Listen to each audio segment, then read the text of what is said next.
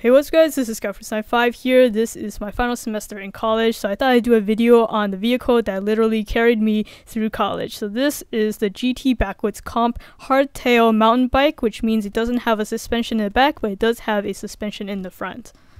And believe it or not, this is actually my third bike that I have gone through in college, because my first one I was in an accident with. The second one got stolen. It was the exact same model, this GT Backwoods Comp, but it was just an earlier model. So now I have the 2016 edition here decked out in red and black. It's quite nice, and I do have it donned out with quite a few accessories, as you can see here.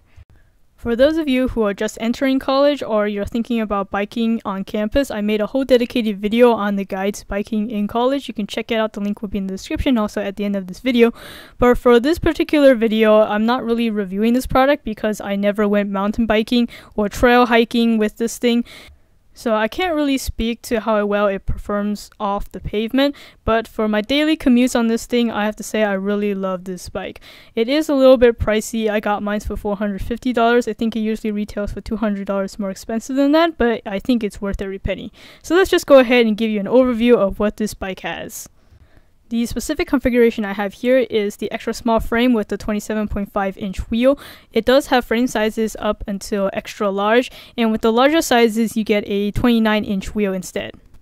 One of the main highlights of this bike is that it is equipped with hydraulic disc brakes both in the front and the rear, so it is a joy to ride because you're able to modulate your braking. It also comes with a total of 27 speeds with 9 gears in the back and 3 gears in the front pedal. To shift gears, we have Shimano Altus finger shifters and the Shimano Altivio derailleur. These shifters are one of Shimano's best in the line, so they shift very smoothly and quickly. The one thing I want to point out is that the cables for the shifters are actually exposed here in the midsection, so if you do ride in a very muddy terrain, you might want to consider buying cable covers for these. Another element that makes bikes a smooth ride, of course, are the rims and tires. These are Cypher All-Terra tires and rims, and they inflate with the usual Schrader valve, and the unique tire pattern allows for stability in wet and unstable terrain conditions. Built into the front fork is a suspension system that is adjustable, so when you have it in a fully open position, that is to help mitigate for those really bumpy, rough surfaces.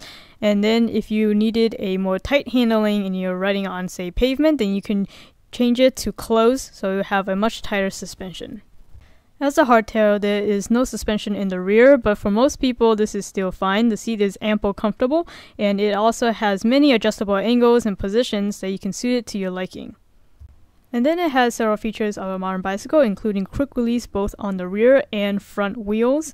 This allows you to quickly take off the wheel if you need to fix a flat, but unfortunately this also means that thieves can make off with your wheels much easier, so make sure you buy a high quality lock and lock off both wheels. Then for safety, it has reflectors all over the place. It has one on the handlebar here in the front, another one in the rear on the seat post, 2 more in the front and rear wheels, and of course along the sides of the pedals. Oh, and the pedals are quite wide, so it allows you ample room and surface area to plant your feet on. So now I have covered pretty much everything about the bike itself. Now let's take a look at what accessories I have on it. First up is a phone mount, so I can use my phone when I'm biking. I can also use this to, say, track my speed and also calculate the distance that I've ridden in an app. Moving along the handlebar, this is my mount for my bike light. I did a whole video on the bike light that I use. This is for the Night Rider Makos 200 lumen bike light, because I sometimes bike at night. And then here in the midsection is my bottle cage. It is a plastic flexible one. I prefer these over metal ones. That way they won't rust in the rain.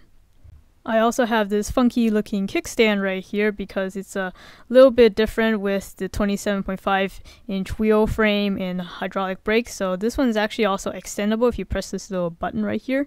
And finally we come to the single accessory I use all the time, and that is the rear rack. I did a whole video on the panniers that I use with these because I usually carry stuff on my back and then I need to carry more stuff every now and then, and it's great to have some panniers that you can strap onto your bike and help relieve the load on your back. My need for a rear rack is actually the reason why I bought this particular bike in the first place. I was actually considering a similarly priced Fuji bike as well, but that particular frame design didn't allow me to install a rear rack and also have the seat post be adjusted to my correct height, so unfortunately that was a no-go. Instead, I walked out of the bike store that day with this bike instead because of how flexible the frame sizes on this one were. So that's a wrap on this 2016 GT Backwoods Comp mountain bike. And although this isn't really a review, I have to say I do really like this bike. I think it's also aesthetically very pleasing. It has the name clearly plastered on the frame, and it also has the GT logo branding everywhere on the handlebars, even on the handlebar grips. It's really cool how they embedded the design into that, and right here on the seat as well. The frame is made out of 6061 aluminum, so it is decently light, but it's not as light as, say, carbon fiber bikes that cost a whole lot more. But this is definitely a very sturdy bike, and hopefully it will last me a very long time. So that concludes this tour. I hope you enjoyed it. If you have any questions, you can leave it down in the comment section down below. Thank you for watching this video. If you found it helpful, please give it a like. It'd be greatly appreciated. And make sure to subscribe to my channel, Skyforce95, if you haven't already, to get more content like this. Or if you're watching this on Amazon, head over to my channel URL right here, or just search it up on YouTube, Skyforce95. There you'll see a bunch of my product reviews and unboxings. Feel free to browse, or if you want to search for something specific, just hit that search field. That'll do it for this video. This is Skyforce95. Thanks for watching.